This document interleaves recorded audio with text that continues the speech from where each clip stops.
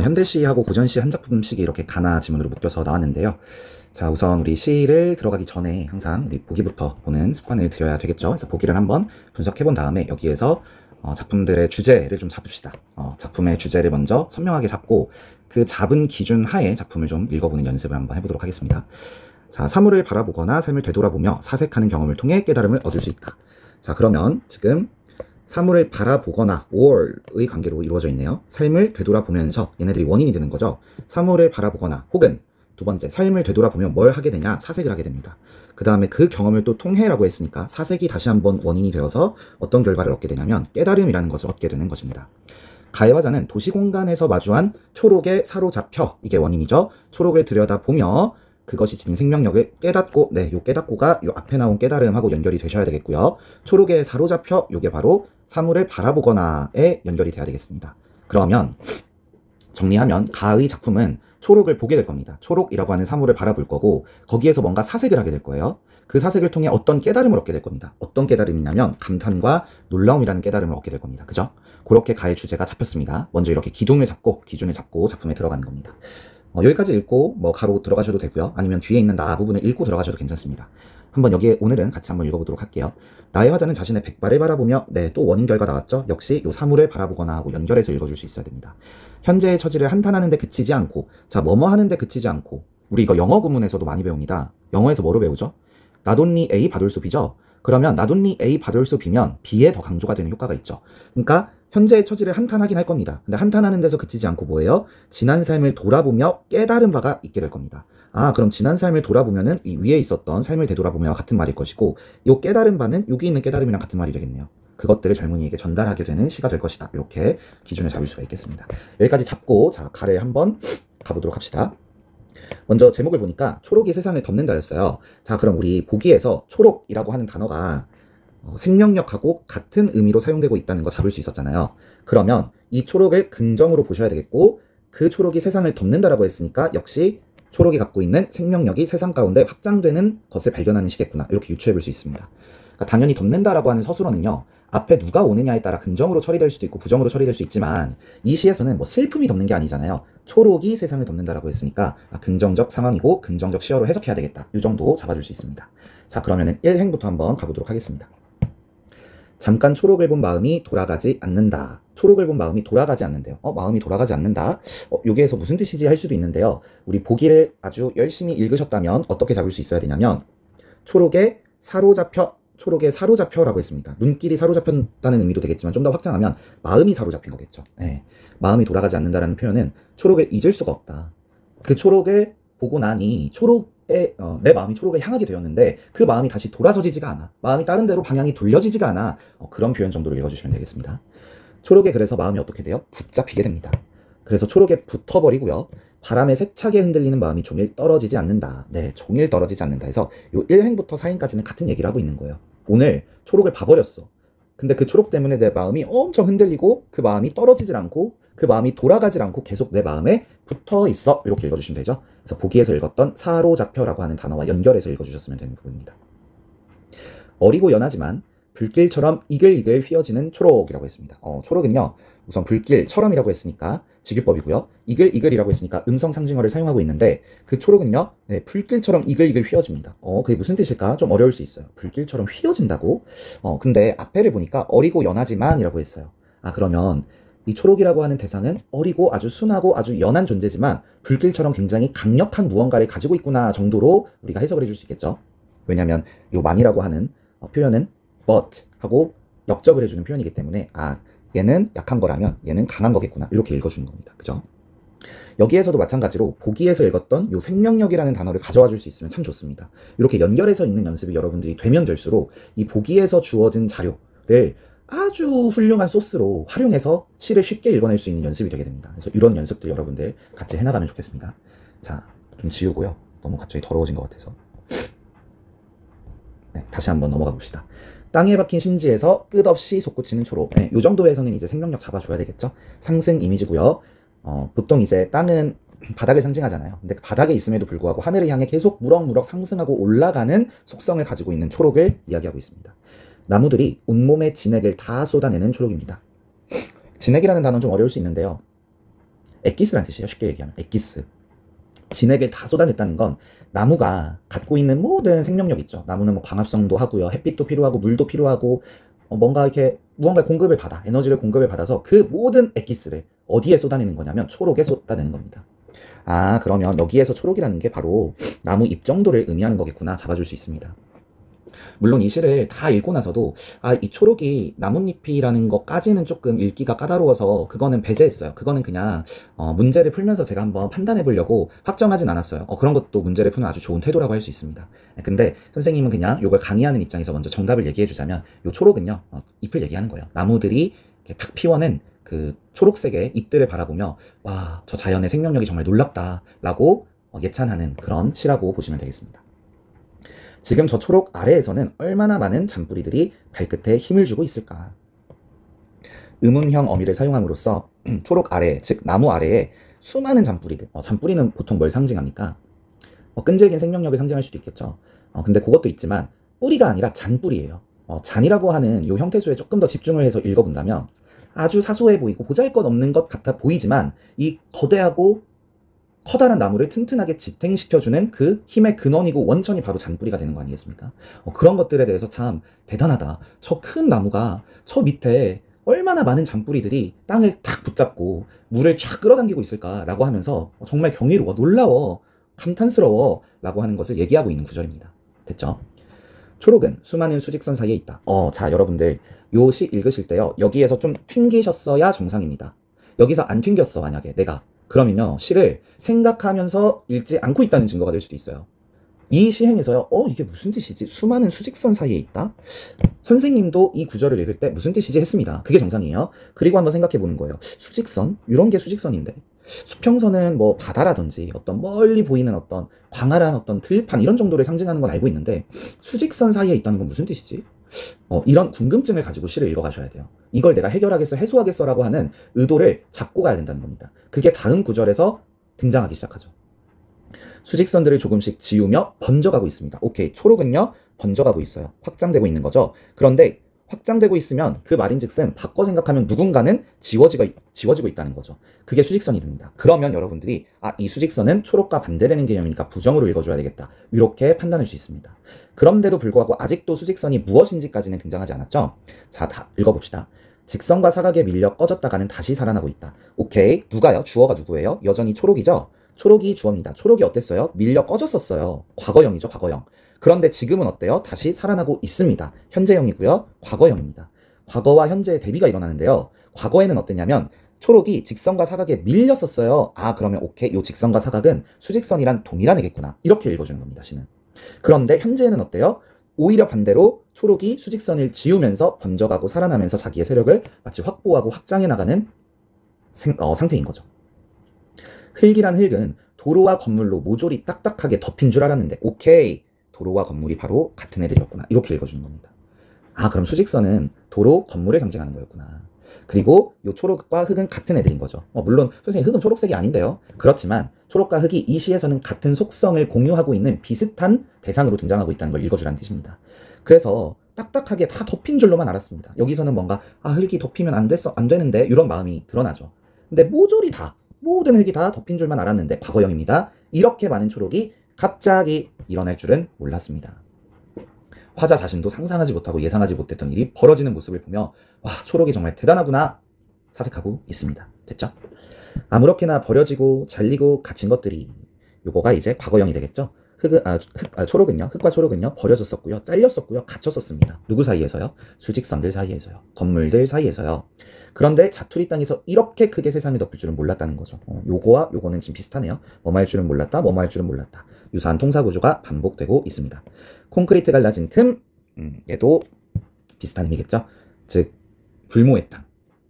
콘크리트나 시멘트는 불모지를 상징하지 않습니까? 그리고 현대 문명을 상징하죠. 다 마찬가지입니다. 여기 수직선, 직선, 사각, 도로, 건물, 콘크리트, 시멘트 얘네들은요 다 현대 문명을 상징하는 시어들이고요. 보통 이런 현대 문명은 어떻습니까? 불모지입니다. 불모의 공간이에요. 생명이 쉽게 자라날 수 없는 공간인데 그 틈 속에서도, 즉 풀과 나무와 흙이 정말 잊기 어려운 그런 어려운 현실 속에서도 솟아나고 있는 역시 상승 이미지고요. 저돌적인 고요를 포하라, 이 정도가 약간 생략되어 있는 표현이겠죠. 단단하고 건조한 것들 마찬가지 세모로 읽으셔야 돼요. 왜요? 지금 요 구절과 요 구절이 반복되고 있잖아요. 통사 구조가 반복되고 있잖아요. 그럼 얘가 세모면요, 반드시 얘도 세모일 수밖에 없어요. 같은 위치에 놓여 있기 때문에. 그리고 요 저돌적인 고요는 지금 풀의 끈질긴 생명력, 초록의 끈질긴 생명력을 예찬한 거잖아요. 그럼 저 촉촉한 불길도 긍정일 수밖에 없습니다. 읽고 나니까 요 불길 아까 위에서 읽었었는데 어디 갔어? 여기 있다. 불길. 이렇게도 한번 연결해서 읽어볼 수도 있는 거죠. 그러면 옮겨 붙고 있는 거는 오케이, 솟아나는 거랑 똑같은 거네. 그럼 얘네들도 확장의 이미지로 읽어주면 되겠다. 이런 식으로 시를 읽어주시면 되겠습니다. 저돌적인 고요. 요거 그 뒤에 보면 시험에 나왔는데요. 저돌적인 고요. 요거 역설법으로 보셔야 됩니다. 그 18번 문제였었죠, 아마. 저돌적인 고요. 고요는요, 조용할 수밖에 없는데 저돌적인 거는요, 아주 역동적이고 시끌벅적하고 이런 이미지잖아요. 그래서 이건 역설법이 없고요. 촉촉한 물길, 얘도 역설법 맞습니다. 촉촉한 건 보통 물이에요, 물. 근데 불길은 어때? 불길은 막 사납고 맹렬하죠. 근데 어때요? 촉촉하다고 표현하면서 좀 물처럼 부드럽게 쫙 이 인간 문명을 덮는 자연의 모습을 표현한 겁니다. 그죠? 자연은 참 고요하지만 한편으로는 저돌적이기도 하다. 이렇게 표현을 한 거죠. 여기까지 읽고 한번 문제 풀어보겠습니다. 자, 16번 보시죠. 1번, 대조적 표현을 활용하여 주제의식을 부각하고 있다. 한번 지워볼게요. 대조적 표현.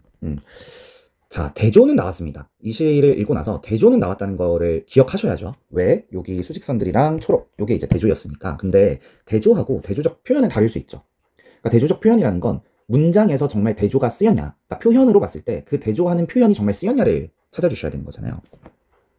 그래서 그 표현을 찾아보면 여기 있죠. 밀려 꺼지는 것과 살아나는 것, 그죠? 그 다음에 지우는 것과 번져가는 것, 이런 것들이 이제 대조적 표현이라고 할 수 있습니다. 그래서 초록과 수직선은 대조적 대상이죠. 대조적 표현까지 쓰였는지를 한번 확인을 해봤고요. 그랬을 때 주제의식이 부각되는지. 근데 여러분들 문학에서요, 이렇게 뭐를 하여서 뭐를 하고 있다 이런 식으로 많이 나오잖아요. 그래서 얘가 진짜 사용이 됐는지 안 됐는지 체크해 주는 것과 그걸 진짜 실제로 사용을 하면 이 효과가 나타나는지까지 사실 판단을 해주셔야 되잖아요. 근데 어떤 선지 같은 경우에는요, 그냥 이 앞에 부분만 확인하고 판단하면 요 뒤에는 사실 확인하지 않아도 되는 것들이 있습니다. 요 1번 선지가 대표적인 예시인데요. 여러분 생각해 보세요. 문학 작품에서요, 한 구절 한 구절, 모든 구절들이 주제의식을 부각하지 않는 표현이 있을까요? 그런 구절은 없어요. 모든 표현들은요, 작가에 의해서 정제된 표현이에요. 작가에 의해서 정말 그 작가가 노심초사 정말 깊이 고심해서 정제해낸, 선택해낸 전략적인 장치고 표현이란 말이에요. 그러니까 주제의식을 부각하지 않을 수가 없습니다. 그래서 얘는요, 사실은 요 부분이 주제의식 부각과 관련성이 있나? 까지 판단하는 거는 너무 시간을 잡아먹는 불필요한 전략이 됩니다. 아시겠죠? 그래서 이렇게 판단하고 넘어가는 게 실전 문제를 풀 때에는 맞는 방법입니다. 2번 선지 한번 보시죠. 일부 시행을 명사로 마무리했다. 일부라고 했으니까 한 번만 사용해도 되죠? 그럼 바로 찾을 수 있죠. 여기서도 왔습니다. 얘네들은 명사형 아니죠. 명사로 마무리하지 않았지만 한 번만 사용해도 되는 거기 때문에 오케이, 명사 마무리했네. 그럼 효과 보세요. 하여서 여운을 남겼는지를 확인하셔야 되죠. 얘도 마찬가지입니다. 여러분, 명사형으로 시행이 종결되면요, 반드시 여운을 남깁니다. 반드시 여운을 남기고요. 두 번째, 그 명사에 주목을 시키게 돼요. 그 명사에 대중들의, 독자들의 눈길이 확 사로잡히기 때문에 그 명사가 강조되는 효과가 있습니다. 그래서 명사로 마무리했는데 여운을 남기거나 강조되고 있다라는 선지가 효과로서 뒷부분에 나오면 걔는 이 시에서 진짜 그랬는지 안 그랬는지를 판단할 필요가 없이 적절해집니다. 3번, 수미상관의 기법을 활용하여. 수미상관은 1년 부분과 여기는 이제 1년이죠. 사실은 이 시 자체가. 근데 좀 처음 부분과 마지막 부분이 비슷한지를 보셔야 되는데 없습니다. 그죠? 그러면 뒤에는 볼 필요도 없는 거죠. 4번, 명령 적어줘. 자, 명령 적어줘는 뭐뭐해 라로 끝나죠. 사용됐는지 파악해봅시다. 않는다, 있을까, 있다, 다 없네요. 얘도 뒤에를 확인할 필요조차 없고요. 5번, 감탄사를 사용했다. 감탄사는 우리 고전시가에서는 어즈버 이런 애들이죠. 감탄사와 감탄형 어미는 달라요. 감탄형 어미는 뭐뭐구나, 이런 것들이 이제 감탄형 어미고, 감탄사는 말 그대로 단어 하나가 감탄사여야 됩니다. 그래서 이런 거는 찾기가 좀 쉽죠. 가를 한 1, 2초 만에 눈으로 빠르게 확 스캔해 보는 겁니다. 없습니다. 네. 그럼 정답은 1번, 2번 중에 하나가 될 수밖에 없겠네요. 자, 17번도 저는 풀겠습니다. 원래 저는 이렇게 풀어요. 그리고 여러분들도 이렇게 푸는 거를 추천드립니다. 자, 1번. 가에 잠깐 초록을 본. 여러분, 그 문학에서 이렇게 콤마로 되어 있는 거는요, 그 앞에 보시면 이렇게 볼드 처리되어 있는 애랑 똑같다는 거 알고 계세요? 약간 꿀팁인데. 네.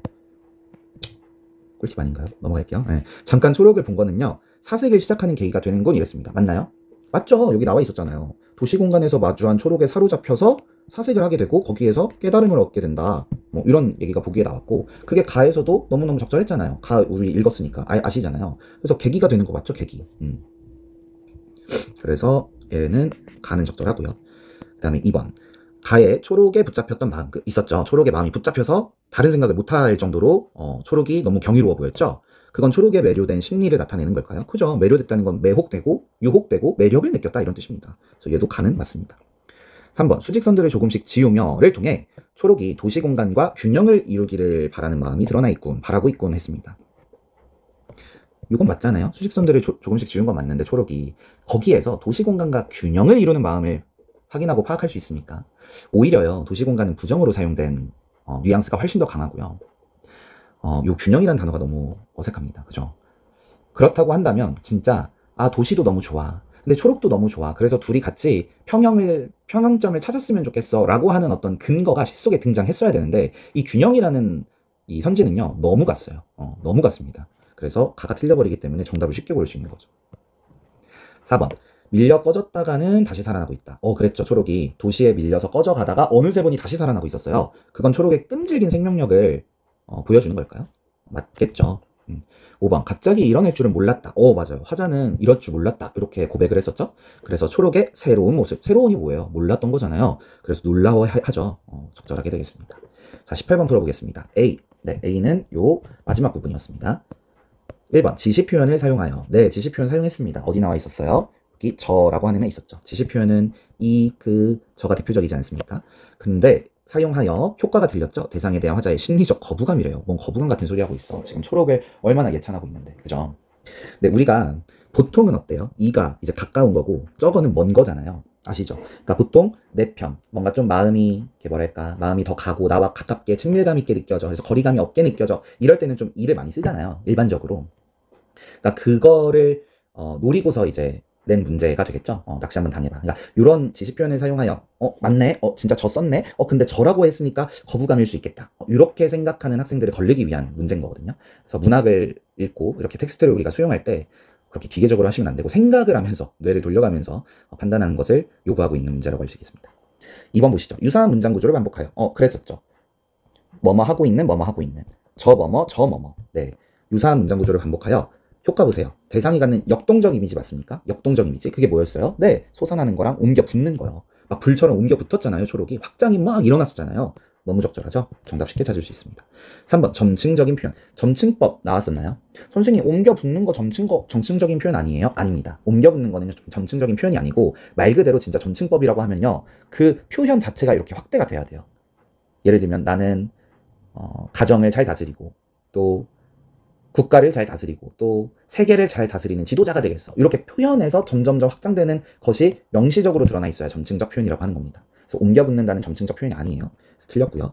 대상에 대한 화자의 태도 변화, 이런 거 있었던 적이 없어요. 대상에 대한 화자의 태도 변화, 이거는 선생님이 앞에가 틀렸는데도 뒤에를 왜 굳이 보냐면 이게 무슨 말이지 하는 학생들이 있을 것 같아서 높아심에 설명하려고 그러는 거거든요. 여기서 대상은 누구예요? 초록입니다. 초록에 대한 화자의 태도가 변했나요? 아니요. 태도 변화가 있었으려면 긍정에서 부정으로 인식을 한다거나 부정으로 봤던 게 긍정이었네, 이런 것들이 나타나줘야 태도의 변화, 인식의 변화가 있다, 이렇게 얘기합니다. 근데 시작부터 끝까지 변화가 일어난 적이 없었습니다. 4번. 하나의 문장을 두 개의 시행으로 나누어. 여기까지 한번 보시죠. 그럼 문장을 보니까 그렇네요. 여기가 하나의 문장이었네요. 그러니까 여기서 점이 찍혀야지 말이 맞잖아요. 그죠? 그래서 두 개의 시행으로 나눈 거 맞습니다. 맞고요. 대상의 순환 과정을 제시하고 있다. 자, 이런 거 참 낚시로 내기 쉽죠. 여러분들 왜 그렇습니까? 역시 자연하면 순환이지. 자연하면 계절의 흐름, 계절의 순환이지. 그게 자연이 갖는 매력이지, 멋이지 라고 너무 확장해서, 너무 오버해서 넘어가는 거죠. 생각이. 배경 지식이 너무 개입한 겁니다. 왜요? 이 시에서는요, 순환을 얘기한 적은 없습니다. 자연의 순환은 뭐예요? 자연의 순환은 잎이 지면 뭐예요? 그죠? 가을이 되고, 또 겨울이 되면 눈이 오고, 나무가 메마르면 또 어떻게 돼요? 봄이 돼서 또 잎이 피죠. 또 꽃이 피죠. 그런 것들이 자연의 순환이잖아요. 그래서 죽은 것 같아 보이지만 또 다시 살아나고, 이런 것들을 반복하는 것들을 우리가 자연의 순환이라고 얘기하죠. 근데 여기에서는요, 대상의 순환 과정을 얘기한 적은 없습니다. 선생님, 아까 전에 밀려 꺼졌다가 다시 살아나는 게 순환 아닐까요? 이거 순환은 아니죠. 이건 확장이죠, 확장. 죽은 것 같았는데 확 하고 확장을 한 것뿐이고, 순환 과정이라고 하면은 정말 봄, 여름, 가을, 겨울을 순환하며 그 과정 가운데서 뭔가 변화하는 그런 모습들이 그려졌어야지 맞습니다. 그래서 뒤에 순환이 틀렸다는 거 좀 정확하게 근거를 잡아주면 좋겠습니다. 자, 5번 모순된 표현. 네, 이게 바로 역설법이죠. 네, 모순된 표현. 근데 그 속에 뭐가 있습니까? 진리를 담고 있죠. 그래서 맞고요. 대상과 자신을 동일시하고 있지 않습니까? 않습니다. 초록과 나는 동일해, 똑같아. 감정이입이 있었나요? 없었어요. 정답을 찾을 수 있겠습니다. 자, 넘어갈게요. 19번은 못 푸니까, 그죠? 네. 자, 나로 넘어가겠습니다. 두함 육가입니다. 여러분 좀 고전 시가에 대해서 배경 지식을 가지고 계시나요? 우선 육가라는 건 이렇게 6수로 되어 있는 시를 얘기합니다. 육가, 6개의 노래라는 뜻이죠. 선생님 이렇게 1수부터 6수까지 이런 식으로 3줄짜리 시가 연이어 나오는 시를요, 연시조라고 하잖아요. 네, 맞습니다. 너무 선생님이 정답을 약간 강요하듯이 답을 얘기해버렸는데, 시조가 뭐예요? 시조가 이렇게 초장, 중장, 종장 3장으로, 쉽게 얘기하면 3행으로 구성되어 있는 고려시대, 조선시대 때 많이 지어졌던 시들이죠. 그걸 우리 시조라고 얘기하는데, 시조가 이렇게 3줄로 끝나면 평시조 아니면 사설시조죠. 근데 그 시조가 연이어서 이렇게 6수, 9수, 12수, 18수 길어지게 되면 연시조라고 얘기를 하죠. 네. 그래서 이 연시조들은 1수부터 6수를 쭉 읽어주면서 주제를 파악하면 되겠습니다. 됐죠? 자, 그럼 1수부터 한번 읽어볼게요. 어저. 자, 감탄사입니다. 내 일이야. 그러니까, 내 일이야. 무슨 일 하다 하고, 옛날에 이 하다는 많다라는 뜻이 있었다는 거 알고 계시나요? 이 정도는 알아두셔야 되겠습니다. 고전 어휘죠. 고전 어휘는 선생님과 함께 다 정리를 한번 해드리도록 하겠습니다. 외우셔야 됩니다. 내 일이 무슨 일이 그렇게 많다고, 이런 뜻이에요. 무슨 일이 그리 많다고 굳은 이빨 다 빠지고 검던 털이 다 휘었느냐. 자, 우리 아까 보기에서 읽었던 백발을 바라보며 현재의 처지를 한탄, 요거 생각해 주셔야 되겠습니다. 그죠? 그래서 검던 털이 휘었다, 요게 바로 백발이죠. 백발. 여기에서 느껴지는 건 뭐예요? 시간의 흐름이죠. 네. 시간의 흐름. 시간이 오래됐네. 그래서 굳은 이는 좋은 거지, 좋은 거. 과거예요, 과거. 근데 그게 다 빠졌고요. 검던 머리카락 좋은 거죠. 근데 다 휘어버렸습니다. 그래서 과거와 현재의 대비가 이루어지고 있습니다. 됐죠? 여기에서 여러분들이 한탄까지도 읽어주실 수 있습니다. 휘었네, 여기에서 늙음에 대한 한탄이죠. 그래서 우리 늙음에 대한 한탄, 늙음에 대한 한탄을 노래한 시들을요, 탈로가라고 해요. 탈로가. 늙음을 탄식하는 시들입니다. 그래서 이 탈로가들은요, 보통 백발이라는 단어가 시에 많이 등장하게 됩니다. 어우와, 역시 감탄사고요.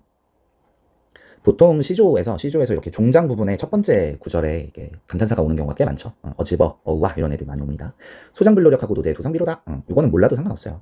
알 수가 없죠. 이 정도 어떻게 해석합니까? 각주를 줬죠. 그래서 어렸을 때 노력하지 않고 늙어서는 상심과 슬픔뿐이로다. 역시 한탄 정도 읽어주시면 됩니다. 여기에서. 그리고 역시 과거와 현재의 대비 이루어지고 있구나. 이 정도 읽어주시면 되겠습니다. 자, 이수입니다. 셋넷 다섯 어제인 듯. 자, 우리 시조 읽을 때는 이렇게 끊어 읽어주시는 거 아세요, 여러분? 3장 6구 45자. 이렇게 6구로 끊어 읽어주시면 돼요. 시조 읽을 때는. 셋넷 다섯이 어제 같대요.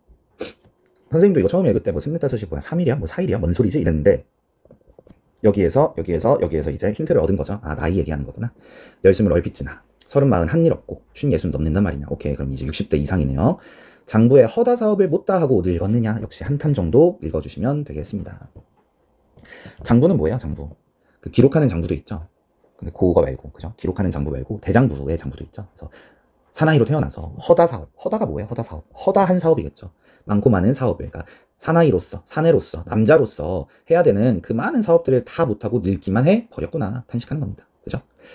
그 다음, 생원이 무엇인가? 급제도 헛일이니. 자, 생원이랑 급제는요, 각주를 안 줬고요. 이 정도 단어는 알아두셔야 된다는 겁니다. 생원은 뭐냐면, 그 과거를 합격하려면 우선 공부를 해야 되잖아요. 그죠? 유생이라 그럽니다. 유생. 그래서 생이라고도 해요. 유생. 그러니까 유학을 공부하는, 유교를 공부하는 학생 해서 유생인 거거든요. 근데 얘네들이 이제 과거를 봐서 1차 합격하고 2차 합격까지 해야 급제가 됩니다. 급제가 뭐예요? 그래서 과거에 합격하는 걸 급제한다 그러죠. 그래야 이제 양반 혹은 양반이 아니라 무반 혹은 문반으로, 무반 혹은 문반을 합쳐서 양반이라고 하는 겁니다. 양반으로 이제 정치 활동을 할 수 있는 거죠. 권력을 얻을 수 있고 임금을 잘 보필하는 역할을 맡을 수 있는 거죠. 그 전까지는 그냥 수험생인 거예요. 그래서 유생, 생원 이 정도 단어가 그런 위치에 있는 학생들을 얘기하는 겁니다. 1차 합격 정도만 했거나 아니면 아직 공부하고 있는 학생들을 가리키는 표현입니다. 그래서 생원이 뭐냐, 그러니까 뭐 말하자면 수능이 무엇인가 이러고 있는 거예요. 급제도 헛일이니, 대학 합격도 헛일이네 이렇게 얘기하는 거예요. 밭 깔고 논 매더면 설마 한들 배고프리. 밭 깔고 논을 맺더라면, 더는 이제 보통 과거형을 나타내는 선어말 어미가 되죠. 그래서 맺더라면 설마 한들 배고프겠는가, 배고프리 하고 의문형을 사용하고 있습니다. 그래서는 여러분들이 무슨 정보를 파악할 수 있냐면, 이 사람은 생원도 해봤고요, 급제도 해봤습니다. 근데 그게 참 헛된 일이었다. 그러니까 우리 그 고전시가 읽을 때 되게 부기공명 같은 거에 대해서 좀 부정적으로 인식하고 언급하는 그런 대목들이 꼭 있잖아요. 성공해보니까 별거 아니더라. 그러면서 뭐를 강조해요? 뭔가 자연에서의 전원생활, 그리고 또 뭔가 내가 직접 농사하고 막 노동력을 들여서 신성한 노동 뭐 이런 것들이죠. 그래서 내가 뭔가 직접 육체를 통해 무언가 결실을 맺어내는 어떤 그런 것들을 막 좋게 긍정적으로 인식하는 것들이 나타나지 않습니까? 그런 표현이라고 보시면 돼요. 그래서 다 해봤는데 밭 갈고 논을 내가 맸더라면 즉 매지 못했다라는 거고요. 설마 한들 배고팠겠는가라고 하고 있기 때문에 지금 나는 밭을 갈지 못했고 논을 매지 않았기 때문에 배고프게 지내고 있어. 이런 정도의 의미입니다. 그래서 요 이제 지문이 만약에 내신에서 변형 문제로 나오게 될 경우에는요, 요 김양년이라고 하는 작가의 생애가 보기에 주어질 수도 있어요. 그래서 이 사람이 이제 유배도 많이 가게 되고, 막 이렇게 정치적으로 나중에 뭔가 휘말려가지고 막 실패하게 되고, 좀 그런 생을 경험하게 되거든요. 그러니까 그러다 보니까 배고프게 지낸다라고 표현을 한 거죠. 됐죠? 그래서 여기에서는 배고프리 하고 서리법을 사용한 겁니다. 배고프겠는가? 내가 만약에 농사를 했다면 배고파지 않았을 것이다 라고 하는 속뜻이 숨어있는 거죠. 답정너 의문문을 서리법이라고 얘기하죠. 답을 정해놓고 하는 의문문입니다. 이제야 아무리 애달픈들, 오케이, 그러면 지금 화자의 정서입니다. 애달퍼하고 있어요. 왜? 급제 헛일을 했고 밭 갈고 논 매지 못했으니까. 근데 몸이 늙어 못하울쇠 하면서 역시 한탄 정도의 감정을 읽어주시면 되겠습니다. 너희는 젊었느냐? 나는 이미 늙었구나. 자, 너희는 젊었느냐? 이 부분 시험에 많이 나올 수 있습니다. 뭐냐면 청자를 설정한 겁니다. 지금 이 시에서요, 화자가 말하고자 하는 표면상의 화자죠. 화자가 표면상에 등장했는데 이 시를 누구에게 말하고 있냐? 너희는 젊었느냐라고 하면 청자를 설정했고요. 그 다음에 대화체라고도 얘기할 수 있습니다. 아이고, 청자 설정의 대화체. 아, 왜 이래? 대화체예요. 근데 뭐는 아니에요. 대화는 아닙니다. 왜냐면 말을 주고받지 않았기 때문에. 네, 요거는 맞고요. 그 다음에 말을 건네는 방식이다. 요것도 맞아요. 맞는데 학교 선생님에 따라서 말건반까지는 아니다 이렇게 볼 수도 있어요. 왜냐면 보통 말을 건네는 방식은 누구야 이렇게 부르면서 시작하는 경우가 많거든요. 도누법이 이제 이 시에서는 근데 없기 때문에 맞긴 맞습니다. 말건반이 맞는데 요 정도 체크해놓고 대비해 놓으시면 되겠습니다. 젊다고 믿지 말아라. 누구한테 말하는 거예요? 너희한테 얘기하는 거죠. 나도 일찍은 젊었다. 나도 젊어봤어. 근데 젊어서 흐느적 하다가 늙어지면 거짓되고 거짓말처럼 허망해진다 이렇게 얘기를 하고 있죠. 그래서 시간 낭비하지 마 이렇게 하는 거죠. 그럼 여기에서 이제 여러분들이 생각해 주셨어야 되는 건 바로 여기죠. 나돈니 A 바돌소 B, 젊은이에게 전달하는 부분, 그죠? 오수로 넘어와서 재산인들 부디 말며 과갑인들 마다할까. 자, 역시 서리법이죠. 과갑인들 마다하겠느냐. 재산이 유수하고 과겁은 제천하니. 네, 각주를 줬습니다. 다 운수에 달려있고 운명 하늘에 달려있는 거야 했습니다. 그러면 여러분들이 헷갈리는 게 요 부디 말며였을 거예요. 근데 어떻게 읽어줬어야 됐냐면 선생님이 얘기했죠. 지금 이거 대꾸법이잖아요. 뭐는 뭐하며 뭐는 뭐할까. 뭐는 뭐하고 뭐는 뭐할까. 그러면 같은 위치에 놓인 애들은 같은 애들입니다. 같은 애들이고요. 그럼 이 부디를요, 마다랑 똑같이 읽어주시면 되는 거예요. 그럼 얘가 지금 마다할까의 문장을 통해 하고 싶은 말이 뭐예요? 야, 돈이랑 과거급제, 즉 부기공명은 그거 운명이고 약간 운수에 달려있는 거더라. 운명론적 혹은 결정론적 세계관이죠. 그 어려운 말로 운명론적 결정론적 세계가 갖고 있는 화자가, 그러니까 너무 아둥바둥 살 필요 없어. 이 말을 하고 싶은 거잖아요. 그러면 이 위에 구절 다시 한번 읽어볼게요. 과갑인들 마다하겠느냐? 이거 무슨 뜻이에요? 모든 사람들이 과거급제 마다하지 않아 이 뜻이잖아요. 마다하지 않는다는 게 뭐야? 거절하지 않아. 다들 과거급제 하는 거 좋아하지. 그럼 얘는 어떻게 읽어야 돼? 재산도 좋아하지. 이렇게 읽으라는 거예요. 그래서 재산인들 부디 말며를 어떤 학생이 선생님 이거 재산 부디 말며가 부디 재산에 마음 두지 말아라 라고 명령한 건가요? 그렇게 부탁한 건가요? 그게 아니에요. 이 부디라는 단어까지 여러분들이 어려워서 모를 수 있는데요. 그냥 마다하고 같은 의미. 마다하다. 하다의 같은 의미로 읽어주시고요. 그래서 재산인들 이렇게 마다하겠느냐, 즉 마다하지 않는다 사람들이, 그 정도의 의미로 그냥 읽어주시면 되겠습니다. 그래서 그러나 재산과 과갑은 운수에 달린 것이니 하오면 못할 리 없기는 착한 일인가 하노라.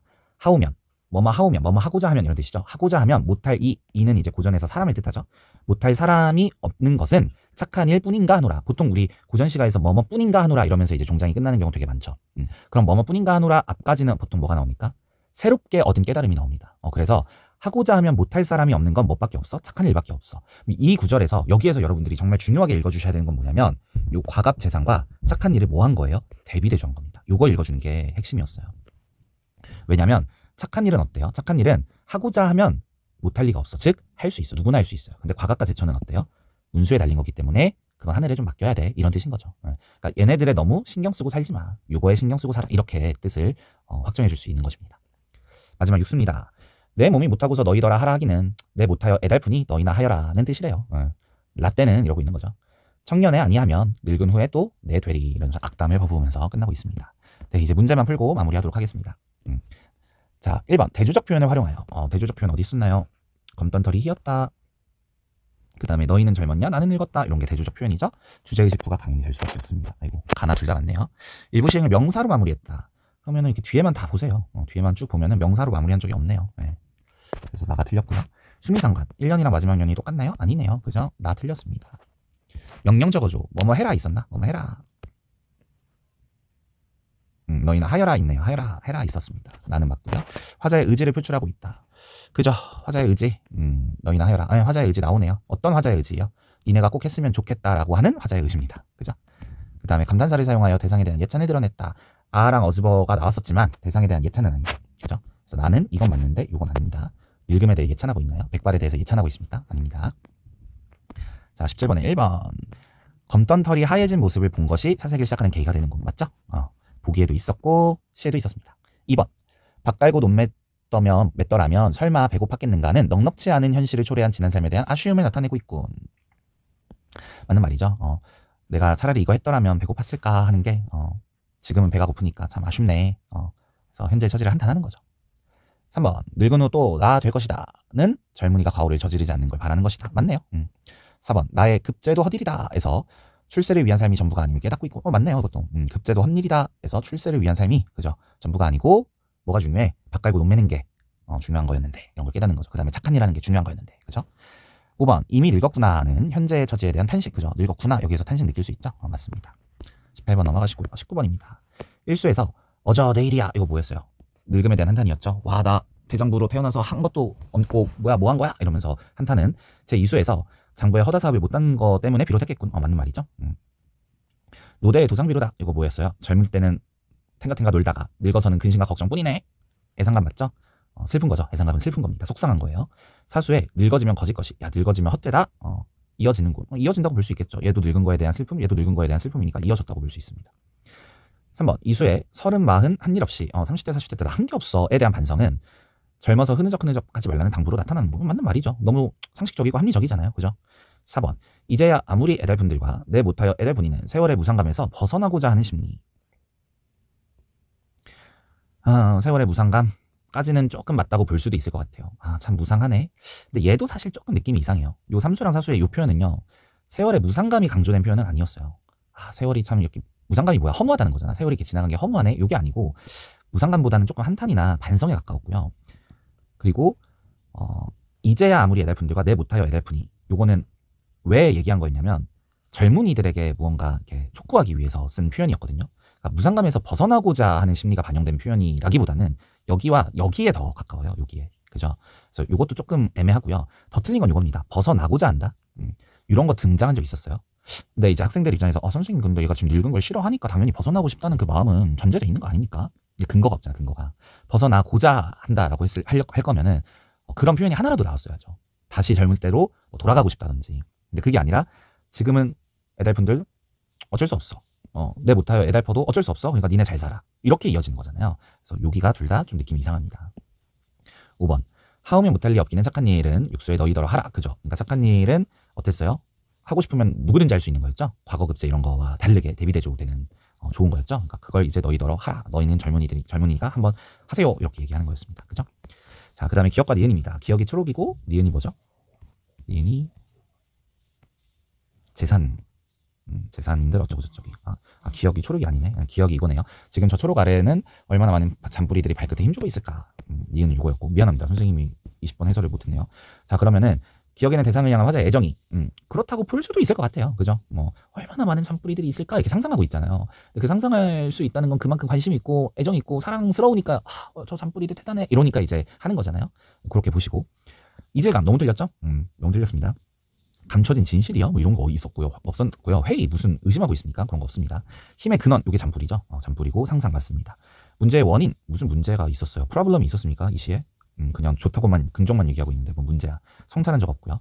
자, 니은은 과거급제 그거죠. 과거급제를 사람들이 마다하지 않지만 그건 운명에 달린 거야. 이 부분이었습니다. 그래서 청자를 향한 화자의 원망. 청자가 젊은이들이었죠. 원망한 적 없고요. 대상에 대한 화자의 거부감이요. 거부감까지는 안 나타납니다. 뭐 과거급제하고 돈 버는 거에 대한 거부감이 나타났습니까? 그게 아니고 그냥 하늘에 맡겨. 그리고 넌 착한 일이나 해. 그냥 이 정도의 의미였죠. 3번 화자의 현재 상황에 대한 의문. 그런 의문을 품은 적 있어요? 그런 적 없고. 4번 뜻대로 되지 않는 삶에 대한 화자의 인식. 그죠? 뜻대로 되지 않는 거 이게 뭐야? 운명은 하늘에 달려 있어 요거잖아요. 5번 예상치 못한 결과를 수용하고 있나요? 예상치 못한 결과 여기까지는 괜찮아요. 근데 뭐 수용하고 있는 화자의 모습이 나타나는 적은 없습니다. 그죠?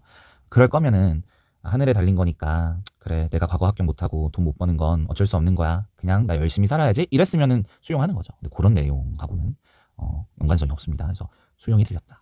이렇게 마무리하시면 되겠습니다. 고생했습니다.